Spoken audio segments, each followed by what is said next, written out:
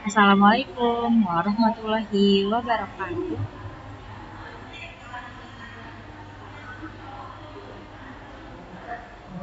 Apa kabar teman-teman di rumah? Semoga teman-teman di rumah selalu dalam keadaan sehat walafiat ya. Alhamdulillah hari ini teman-teman dapat bertemu kembali bersama dengan Ustazah Amel di materi fikih. Nah, sebelum kita mulai pembelajarannya, alangkah lebih baiknya kita berdoa terlebih dahulu yuk, agar Allah bantu kita berikan kepahaman dalam menyimak informasi yang disampaikan. Ustazah Amel izin untuk memimpin doanya ya. Sikap berdoa, tangannya diangkat, kepalanya ditundukkan. Doa sebelum belajar. Bismillahirrahmanirrahim. Rabbi zidni ilma warzuqni fahman. Alhamdulillah, tadi kita sudah berdoa, kemudian Ustazah Amel akan lanjutkan kepada informasi yang akan disampaikan, yang ini terkait aturan pembelajaran.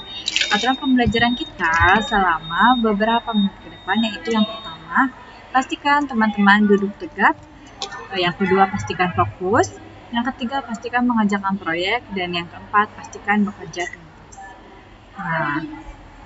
Nah, itu tadi aturan pembelajaran yang harus teman-teman ikuti selama pembelajaran fikih. Kemudian selanjutnya kita akan langsung ke materi inti kita, yakni di pekan ini alhamdulillah pada pertemuan kedua ini Ustazah Amel akan membahas terkait tayamum.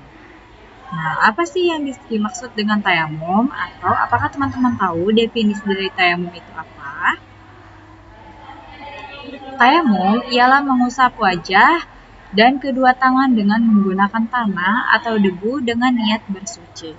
Nah, adapun fungsi dari tayamum adalah untuk menggantikan wudu ataupun mandi junub ketika kita tidak menemukan air. Nah, bagaimana hukum tayamum ini ya? Nah, hukum tayamum ialah wajib jika kita tidak menemukan air atau tidak bisa menggunakannya karena alasan tertentu. Ketika diwajibkan toharoh untuk ibadah seperti sholat fardu. Jadi, hukum tayamum ini adalah wajib ketika kita memang mau melaksanakan ibadah wajib atau ibadah fardu seperti halnya teman-teman menjalankan sholat 5 waktu. Itu berarti hukum tayamum adalah wajib jika memang keadaannya kita dalam kondisi tidak menemukan air sama sekali, atau misalnya kita sedang dalam keadaan uzur sehingga tidak dapat bersentuhan dengan air sekaligus. Nah, kita bisa menggantinya menggunakan tayamum. Namun, tayamum ini bisa juga bersifat sunnah jika kita akan melaksanakan ibadah yang sunnah, yang menuntut kita untuk melaksanakan toharoh terlebih dahulu. Contohnya seperti ketika teman-teman mau membaca Al-Quran. Ketika teman-teman mau membaca Al-Quran, namun ternyata tidak ada air di sekitar kalian, maka kalian boleh bertayamum, kemudian baru boleh membaca Al-Quran, dan itu sifatnya adalah sunnah. Selanjutnya, yakni adalah dalil disyariatkannya tayamum. Di sini sudah ada dua, yakni ada firman Allah dan juga ada sabda Rasulullah. Nah, Ustazah Amel akan menjelaskan terlebih dahulu dari firman Allah yang bunyinya, dan jika kamu sakit atau dalam perjalanan, atau kembali dari tempat buang air, atau menyentuh perempuan, lalu kamu tidak memperoleh air, maka bertayamumlah dengan tanah yang baik atau bersih. Sapulah mukamu dan tanganmu dengan tanah itu. Quran Surat Al-Maidah ayat 6. Di situ sudah jelas pada dalil yang difirmankan oleh Allah Subhanahu wa taala bahwa Allah menyuruh kita atau menginformasikan kepada kita untuk bertayamum ketika kita tidak memperoleh air. Seperti itu. Kemudian yang kedua yaitu ada sabda Rasulullah yang berbunyi, aku diberikan 5 hal yang tidak diberikan kepada nabi-nabi sebelumku. Tanah dijadikan untukku baik, bersih, dan bisa dipakai bersujud. Sahih Bukhari dan Muslim. Di situ Rasulullah sendiri yang bersabda bahwa beliau diberikan hal yang tidak diberikan kepada nabi-nabi sebelumnya, yaitu adalah cara bersuci dengan menggunakan tanah. Tanah dijadikannya suci sehingga bisa digunakan untuk bersuci, seperti itu. Selanjutnya, kapan kita diperbolehkannya bertayamum? Kapan ya kita diperbolehkannya bertayamum? Nah, yang pertama, kita diperbolehkan bertayamum ketika kita tidak menemukan air. Maksudnya kita tidak menemukan air adalah misalnya kita sedang berada di suatu tempat yang memang dalam keadaan krisis air, sehingga ketika kita mau menggunakan air kita butuh menempuh jarak berjam-jam atau berkilometer untuk menemukan air tersebut. Nah, baru kita diperbolehkan untuk tayamum. Namun jika keadaannya misalnya seperti kita berada di Karawang, lalu tiba-tiba airnya padam, listrik padam, kemudian airnya juga ikut padam, misalnya seperti itu. Tidak ada air yang menyala dari keran. Apakah kita boleh bertayamum? Tidak, lebih baik kita tidak bertayamum. Kenapa? Karena masih banyak air yang tersedia di sekitaran kita. Kita bisa berwudu menggunakan air minum kita. Bahkan di rumah teman-teman mungkin ada galon yang airnya sudah cukup untuk teman-teman berwudu. Seperti itu. Jadi, selama masih ada air, silakan teman-teman boleh gunakan air dan tidak diperkenankan untuk bertayamum. Tapi jika keadaannya memang keadaan sangat krisis air, tidak ada air sama sekali, baru teman-teman diperbolehkan untuk melaksanakan tayamum. Yang kedua, ketika tidak memungkinkan menggunakan air karena alasan tertentu seperti sakit atau tua renta. Sakitnya seperti apa? Sakitnya itu adalah misalnya teman-teman luka sehingga tidak diperbolehkan terkena air. Karena kalau terkena air misalnya sakitnya akan menjadi lebih parah. Nah, itu silakan teman-teman boleh bertayamum. Tapi kalau misalnya teman-teman sakitnya hanya pilek, hanya batuk, hanya pusing saja, silakan teman-teman tetap berwudu saja dan tidak diperkenankan untuk melaksanakan tayamum. Adapun sama seperti halnya tua renta. Kalau kalian dalam keadaan sehat walafiat belum tua renta, silakan teman-teman berwudu. Yang diperbolehkan hanya untuk yang tua renta, karena biasanya yang tua renta bisa jadi sudah tidak sanggup untuk berjalan ke kamar mandi untuk melaksanakan wudu, atau bisa jadi juga sudah tidak sanggup merasakan dinginnya air yang ada dari keran, seperti itu, sehingga diperbolehkan untuk bertayamum. Yang ketiga, ketika khawatir akan bahaya yang menimpa saat menggunakan air, seperti sakitnya bertambah parah jika terkena air, itu diperbolehkan tayamum. Kemudian yang kedua, cuaca yang sangat dingin sehingga dikhawatirkan akan membahayakan kesehatan. Misalnya nih, kalian ceritanya lagi di kutub utara, dingin banget kan di kutub utara, terus kalian nggak sanggup tuh untuk berwudu, karena kalau kalian berwudu bisa jadi nanti menyebabkan hipotermia. Itu tidak apa-apa kalian bertayamum.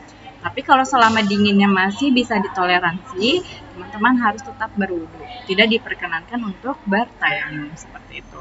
Kemudian yang selanjutnya, tidak mempunyai air kecuali sedikit untuk diminum, sementara tidak ada sumber air yang dekat. Kalian kan punya air yang banyak. Di Karawang itu airnya masih melimpah ruah. Jadi, kalau misalnya kalian alasan kalian mati, misalnya kerannya mati, terus kalian bertayamum, itu tidak diperkenankan karena air minum kalian saja masih banyak dan masih cukup untuk digunakan untuk berwudu, seperti itu. Selanjutnya, ada wajib-wajib tayamum. Apa saja yang diwajibkan ketika teman-teman bertayamum? Yang pertama yaitu adalah niat, yang kedua mengusap wajah, yang ketiga mengusap kedua tangan, yang keempat tertib dan berurutan dalam mengusapnya, dan yang kelima tidak ada jeda antar mengusap keduanya. Seperti itu. Kemudian ada juga hal-hal yang membatalkan tayamum. Nah, hal-hal yang membatalkan tayamum itu adalah semua perkara yang membatalkan wudu, berarti artinya membatalkan tayamum juga. Seperti misalnya buang angin, kemudian buang air kecil, buang air besar, itu membatalkan tayamum. Sama halnya seperti membatalkan wudu. Kemudian yang kedua, menemukan air selain bagi orang yang meninggalkannya karena sakit dan bahaya. Misal kalian tuh tidak menemukan air, lalu kalian bertayamum. Qadarullah, setelah teman-teman bertayamum, tiba-tiba teman-teman jalan dengan jarak 1 meter, lalu kemudian teman-teman menemukan air. Nah, ketika kalian menemukan sumber air tersebut, berarti tayamum kalian batal dan kalian harus berwudu karena kalian sudah menemukan sumber air tersebut. Seperti itu.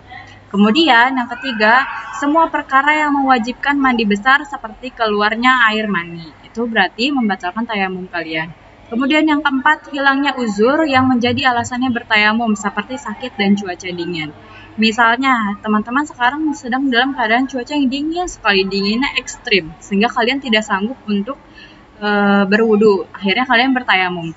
Tiba-tiba 1 jam kemudian cuacanya berubah menjadi panas, ada matahari. Berarti kan cuacanya berubah menjadi lebih hangat. Nah, itu berarti artinya tayamum kalian batal karena uzurnya sudah hilang, sehingga kalian harus berwudu kembali jika kalian mau melaksanakan ibadah kembali. Sama halnya seperti sakit. Jam 10 misalnya kalian sakit, lalu kalian bertayamum lah. Terus Allah berikan kesembuhan kepada kalian setengah jam kemudiannya. Berarti tayamum kalian batal dan kalian diperkenankan untuk berwudu saja ketika kalian mau beribadah. Selanjutnya ada tata cara tayamum. Nah, tata cara tayamum ini yang pertama yaitu mengusap suatu tempat yang diyakini ada debu yang suci. Sekali saja diusapkannya. Kemudian yang kedua, meniup tanah dari kedua telapak tangan. Lalu mengusapkan kedua tangannya ke wajah. Lalu setelah itu mengusapkan kedua tangan hingga pergelangan tangan. Nah, di sini Ustaz Zamil akan menunjukkan contoh tata cara bertayamum yang benar yang akan diperagakan oleh Ustaz Darso. Silakan teman-teman boleh disimak dulu videonya.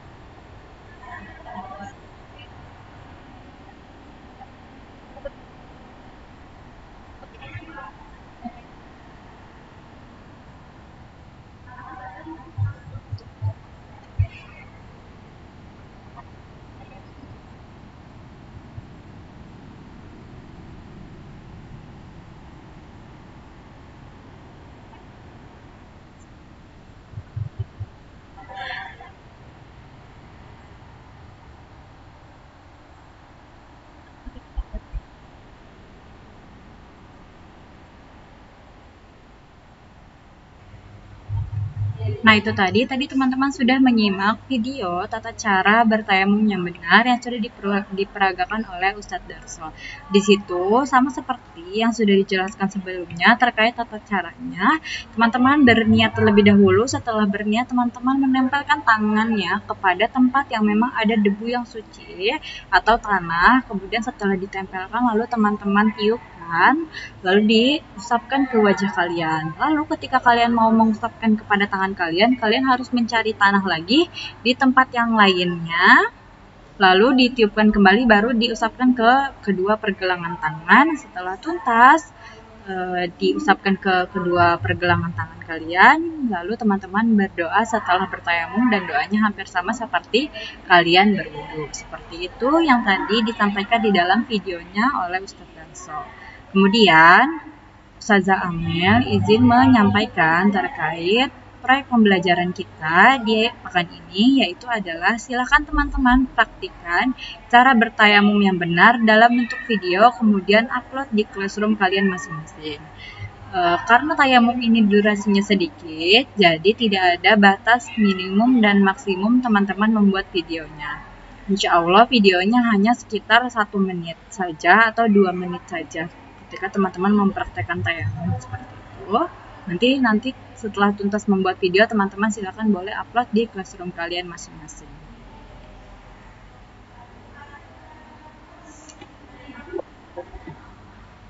Ustazah Amel izin menyampaikan kesimpulan kita di pertemuan kali ini, yaitu adalah tayamum ialah bersuci dengan menggunakan debu atau tanah. Tujuan dari tayamum ini sendiri adalah sebagai pengganti wudhu ketika kita sedang dalam keadaan krisis air atau jauh dari sumber air agar bisa tetap melaksanakan ibadah kita kepada Allah. Dalam Islam, Allah memudahkan hambanya untuk beribadah, seperti contohnya tayamum. Ketika kita dalam keadaan krisis dan kita mau tetap melaksanakan ibadah kita, maka Allah memudahkannya dengan adanya bersuci menggunakan debu atau tanah yang biasa kita sebut dengan tayamum. Nah, mungkin cukup sekian saja yang dapat Ustazah Amel sampaikan materi hari ini. Semoga ilmunya dapat menyerap kepada teman-teman. Ustazah Amel tutup. Mari kita cukupkan saja pertemuan kali ini dengan mengucapkan alhamdulillah bersama-sama. Alhamdulillahi Rabbil Alamin. Segala puji bagi Allah Tuhan semesta alam. Terima kasih teman-teman yang sudah menyimak hingga tuntas. Semoga Allah bantu lancarkan teman-teman mengerjakan proyeknya. Mohon maaf jika ada kesalahan. Sampai jumpa di pertemuan selanjutnya. Wassalamualaikum warahmatullahi wabarakatuh.